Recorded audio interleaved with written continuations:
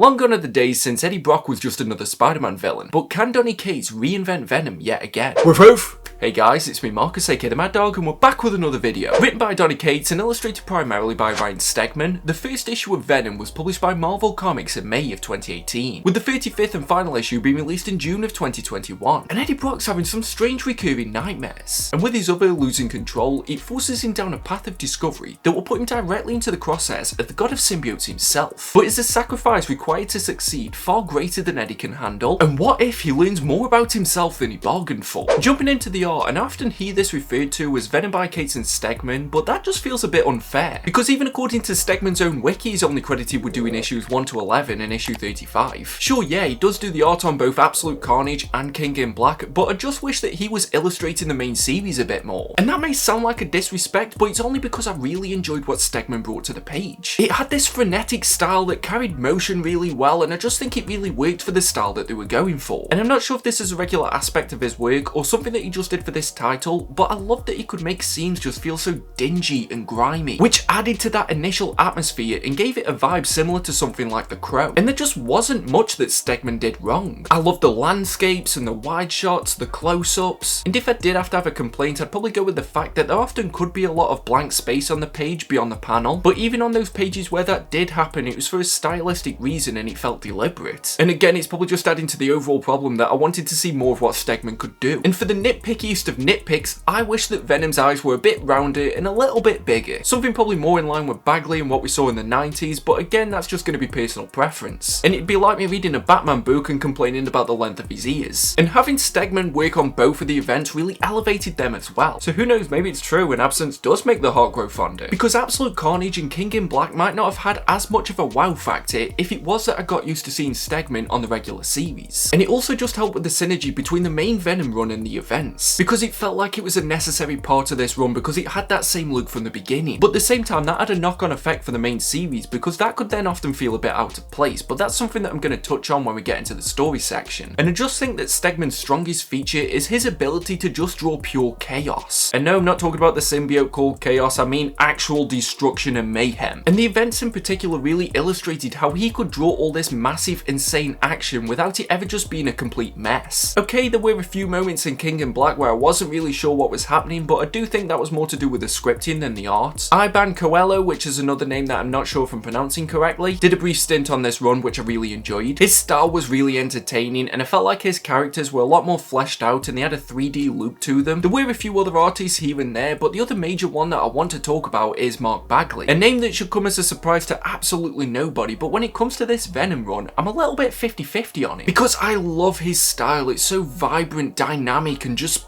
big. The perspective is always great, but when I looked at his Eddie Brock and this, there was just something about it that reminded me of Ultimate Spider-Man. Now don't get me wrong, the Eddie Brock in this doesn't look like Ultimate Brock, but he does look like a character from USM and I couldn't put my finger on which one, which kind of just kept throwing me out of the title and made me wish that I was still reading Ultimate Spider-Man. Because yeah, I am a little bit biased towards that series. I've already done a video talking about why I think it's just the best. All in all though, the art was fantastic and managed to convey a consistently bleak tone throughout. I had a great time with the art in this book and it's why I definitely recommend seeing it in an oversized format, which is possible now thanks to the omnibus, which you can pick up with the discount codes from the channel sponsor, Organic Price Books. They've got great packaging, fast shipping and amazing customer services, and if you use code WOOFWOOF you'll get $2 off your order. And if you're ordering 3 or more books and you want them to be delivered together, make sure you use code WOOFWOOF, ship it together for 5% off your entire order. Don't worry, you can just copy and paste them from the description down below and you can use these codes as many times as you like. Looking at the story now, and I think this is a really unique run, that because of the task it had of pushing Venom to be at the front of the Marvel universe, he gets a lot of respect that it deserves, but that doesn't mean that it's completely without fault. And I can't remember which review I said it in, but it kind of annoys me lately that it feels like a book either has to be the greatest thing of all time or the worst thing of all time. I don't do my reviews like that. I try and look at everything and I point out what really stuck out to me, what I think it could improve on, but what I did notice from the beginning was its heavy focus on the symbiotes and how it wasn't shying away from who Venom is. A few times in the past I've I've read stories where Venom's pretty much just a big goofy gimmick, almost in a similar league to what Deadpool can become, but what Cates established from issue 1 is that this is going to be as much about the symbiotes as it is about Eddie, which gave it this great blend of horror and sci-fi. As a result, I cared about the lore of the symbiotes, which is something that I never thought I would before this. It was just the thing that Venom was. It gave him his suit, it gave Spider-Man the black suit, but because of this run I now understood their importance within the wider Marvel universe, and because of that it gave the run this great framework of putting Eddie on this journey of finding out where his place really is. Is he a villain? Is he an anti-hero? Is he a hero? Or was he never supposed to be any of it? Because when you couple it with all the history of the symbiotes, him being Venom wasn't as special to him anymore, and it looked at the parasitic relationship between Eddie and the symbiote, and the fact that Eddie needs the symbiote just as much as the symbiote needs him. And one thing they incorporated as a result of this was all these different voices. Yeah, this was kind of expected, but the longer that the run went on, I found myself being able to identify which voice was speaking based on the language, more so than just the colour of the box that it was based in. But it still really helped having that indicator, so Marvel, please don't stop doing that. The only thing is, I wish they would have calmed down this technique for some of the more important conversations, because it could get a bit much and I'd often gloss over some important detail and then have to go back and read it again. It is still a fun technique to use in theory and shows just how distracted Eddie is on a daily basis, but I also understood that that was the purpose early on, so just stop it a bit and let me read the story. Another symbiote element that's a heavy plot point throughout this run is Cull. And fair warning, I don't know if I'm supposed to pronounce a K, but I'm going to treat it like the word knee, and in all honesty, if I'm wrong, I know that I'll be corrected instantly as if that's the only thing that ever mattered in this video. But it did help having one villain dominate this run from start to finish, and I just loved his design. I thought it was fantastic. He had a great entrance and I felt the threat that he brought to the table and how he could just dominate Eddie. But then after that initial arc, he kind of just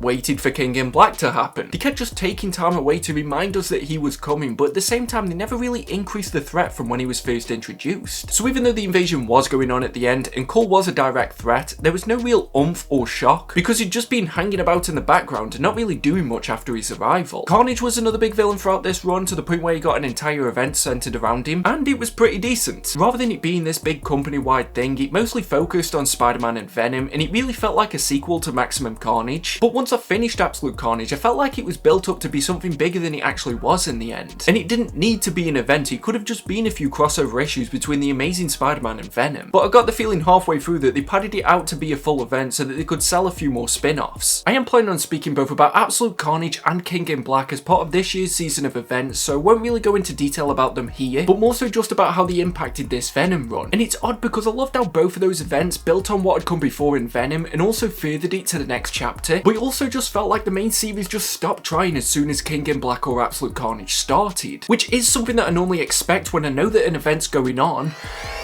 but not so much when I know that it's written by the same writer. And it really reminded me of the issue that I had when I went back and read Matt Fraction's Iron Man, because most of those tie-ins were largely skippable and they were just waiting around for the event to finish. As long as you're reading the main event, then you're going to be fine, but that is a bit disappointing when it takes up nearly a third of this omnibus. But at least there's a lot to enjoy in the other 2/3 of this run, and one thing was the horror vibe that was going on throughout it. It really reminded me of the opening issues of the Immortal Hulk, which I knew was coming out at around a similar time, but I'm not really going to bring up my thoughts on that title here, and that's probably for the best. There were some decent jump scares in Venom, which isn't something that usually works on a comic, but more than that, it just had this tone throughout and gave you that sense that Eddie always needed to be looking over his shoulder. You got that feeling that he was just never safe, which to me is such an integral part of horror. And another thing that I really liked is how it incorporated the rest of the Marvel universe and even the Ultimate Universe. The Maker was an interesting villain, and I hadn't seen him appear in much else for a long while, but the way that he was handled in Venom, you think he was made for this book. And because Venom mostly relies on his brute strength, the Maker became this really interesting foil, and I was as fascinated reading a conversation between them two as I would have been if they had a fight. I'm not going to talk about the War of the Realms tie-ins because they weren't written by Cates, but they do at least try to maintain the story that was going on before, so they're not a complete waste of time if you do decide to read them. Venom Island was an unique part of this series, and if I'm being honest, I do feel like it was one of the low points of this run. Yeah, it felt necessary in getting Eddie to realise just how important the symbiote is to him, and how he can use it to his own benefit as both a person and a hero, but it just went on for a bit too long and it felt like filler until King in Black could start. And you know what, I didn't really appreciate it as I was reading it, but how cool is it that Donny Cates has put Venom in this position where the Avengers are coming to him for advice, and also have it all lead into an event that pretty much centres around Eddie Brock, but at the same time it doesn't feel like a massive leap in logic. It's just cool seeing how far he's come in just a few short decades from being one of Spider-Man's toughest villains to all of a sudden being a hero that everybody can rally behind. There's been times where he's been an anti-hero or he's had some weird sci-fi story, or there's a Carnage or another symbiote that's just worse than him, but this time he actually wanted to do the right thing and for the right reasons. I don't know, maybe that's just me with my limited Venom knowledge, but I thought it was nice. But despite Venom Island feeling like filler until Cull finally decided it was time for him to arrive, I thoroughly loved Venom Beyond. This was a story arc that happened after Venom Island, but at the same time it didn't feel like it was just treading water until the big event. And I'm not sure if I'm in the minority with enjoying this one, because there are a lot of things in this that I think people would have a problem with, but I will take an alternate universe dystopian future storyline any day of the week. This was just balls to the wall fun and a really nice break before King in Black happened, rather than it just being another reminder that it's gonna happen. Weirdly, Venom Beyond feels like it could have both come earlier on in this run or also been the conclusion to it. Although I did enjoy that opening arc when I was going through it, I feel like this storyline did a better job of showing the power of the symbiotes. But the way it connected the Maker and Dylan and Anne, Flash and Cletus all in one story arc and keeping it contained to the main Venom run without it needing about 40 or so spin-offs made this feel like it could have been a really satisfying conclusion to the storylines that were started earlier on, in a similar way to what they did with the end of All New Wolverine. The twists in Venom Beyond could sometimes be a little bit goofy, but that's not necessarily a bad thing, and I think this was one of those real highlights of Cates' time on Venom, but it doesn't really seem to get a lot of attention, which normally means that I'm completely wrong. And credit to Donny Cates, he managed to find a way to incorporate so much of the Venom mythos, and I love the way that he included Flash Thompson. I won't say too much here, else it would be verging into spoilers, but there was just one issue where it was Eddie and Flash talking together, and it was honestly one of my favourites. It just made me wish that it would have done more smaller independent stories because they work so well, and I think especially because you just had Cull hanging over this run for the entire time, it was just nice having that break and remembering the other people that have taken the Venom mantle. And it also just made me disappointed that we still don't have an omnibus of Remender's run. But my biggest gripe on Cates' entire time on Venom is Dylan. When he was introduced, I thought he was going to be one of those characters that just stuck around for an arc, but he wasn't really going to be here for the entire time, but by God was I wrong. Full disclosure, I've gone on record before, I absolutely hate kids. I hated being one, I hate hearing people's stories about them because literally none of them are interesting, and 9 out of 10 times I hate them taking up a story when they weren't the character that I bought in for. Don't get me wrong, with a story like Paper Girls, that's fine because I knew it was kids when I bought it, but I don't buy a Venom book hoping for a story about a kid. And to be fair, Dylan isn't one of those kid characters, it's a complete waste of time, but I only really enjoyed him for his role within the story rather than the character and the personality that he has. I didn't need to see Eddie step into this guardian mentor type role that he did here, but it was an interesting development that added a bit more of a stake for him when we were ramping up to King in Black, but there were so many storylines and scenes that were centered around Dylan without Eddie being there that I really just didn't sign up for with this book, and he didn't really elevate that entertainment factor, which is a little bit disappointing when I remember how good the Venom stuff was. There is a twist involving him which I did find interesting, but again I'm not really going to spoil it here, and that did make his presence one that wasn't a complete waste of time, but I just think they really could have trimmed down a lot of the scenes featuring him. And again, without spoiling things, the end was a bit of a confusing mess. It was largely because King in Black needed this big grand finale moment, but there was just a lot of beams and lights and people being possessed, and I just could have done without it. There were already enough cool moments within here, like the final battle between Venom and Cull, and all this cool stuff with the Necro Sword, so I wish they would have just focused more on that, rather than all this spiritual stuff. But as I finished this run, I just got that feeling that I'd read a complete story, and it's nice that Marvel's allowing that to happen more often now, rather than it just being a setup for whoever's going to take on the writing next. Yet Cates ended this in a way that still made me intrigued to know what was going to happen next with Eddie Brock, so even though there were some parts in the middle that I wasn't really too happy with, at least overall I got a good feeling. And I did wonder to myself, would I rather be a little bit bored in the middle but have a great ending, or have a great middle but then a disappointing ending? And in all honesty, I don't think Venom by Donny Cates is going to be the book that gives me the answer, but at least when I finished it at the end, I was glad that I'd spent my time on it, and I just hope that other people who get into this run have that same feeling as well. This is my final verdict. And there are many comic characters that have managed to change their image over the years, but the task of turning one of Spider-Man's most famous villains into the leading man of the Marvel Universe just seemed like too tall of an order, yet Donny Cates managed to do it. In just under 40 issues and with 2 events, he took Eddie Brock from anti-hero to the leader of the movement of good against the god of symbiotes. And that journey isn't all smooth sailing, there are a few story arcs that feel a bit out of place. Cull exists throughout the run but seems way too comfortable waiting on the sidelines until his threat level needs to be amplified, and he introduces a character who takes up quite a bit of the story, but doesn't seem to offer more than Eddie could if he was just on his own. But despite all that, this is still the best Venom run that I've ever read, and that is still an achievement. Even if Eddie Brock doesn't have as many storied runs as other Marvel characters like Daredevil or Spider-Man. And most importantly, this made me excited for what's going to happen next for Venom. So even though it does fall short in a few areas, it still comes highly recommended, and I'm going to give it a very decent score.